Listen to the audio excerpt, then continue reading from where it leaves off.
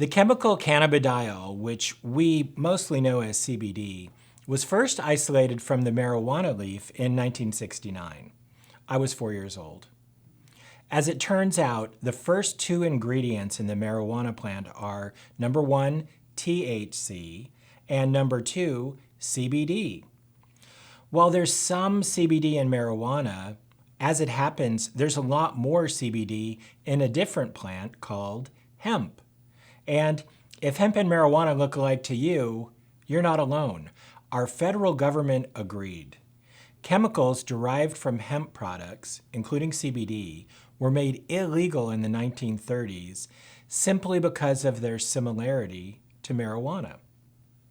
Similar, as it turns out, but not the same, because unlike THC, CBD is not psychoactive. It took until 2014 for the federal government to recognize the mistake and legalize products made from hemp. That opened the door for CBD. 4 years later, in 2018, CBD made from hemp was taken off the Controlled Substances Act and made legal throughout the United States. And that's when things really got interesting. This is the 5-year search history for the term CBD on Google. By the second half of 2017, you can see a lot of people searching for information about CBD, and that interest increased into the middle of 2018.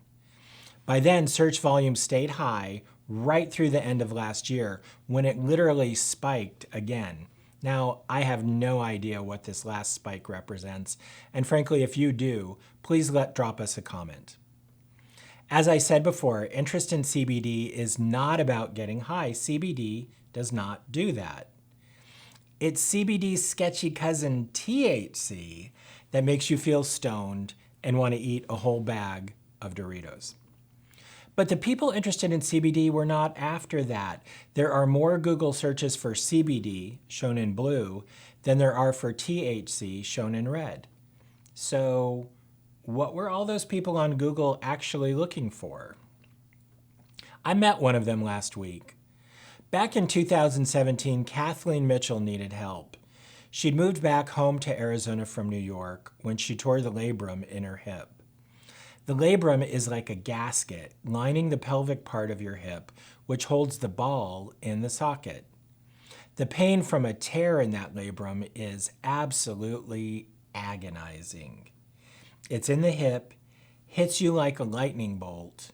Most people say they can hardly walk or even breathe during an attack. Here's how Kathleen described that time. Specifically during that time, for the first time in my life, I had major pain in my hip. I was turning 50 and all of a sudden, osteoarthritis, bursitis, tendinitis. I even had a torn labrum, and they were saying I needed surgery. I didn't want to do surgery, and I happened to have the tools right there. I knew about CBD, and I started using it.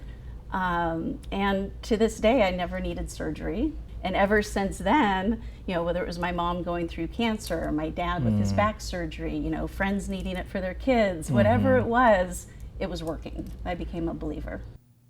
CBD oil applied to her hip controlled the pain and allowed Kathleen to get better and avoid surgery.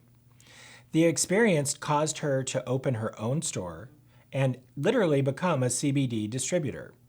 Since then, she's helped thousands of people find relief from pain, anxiety, and get better sleep by using CBD. Listen to her take on it. I would say they come in looking for one of three things. They're looking for help with pain and inflammation, sleep, and anxiety. A lot of times you can't sleep because you're anxious or you're in pain. You're in pain, so you become, it's just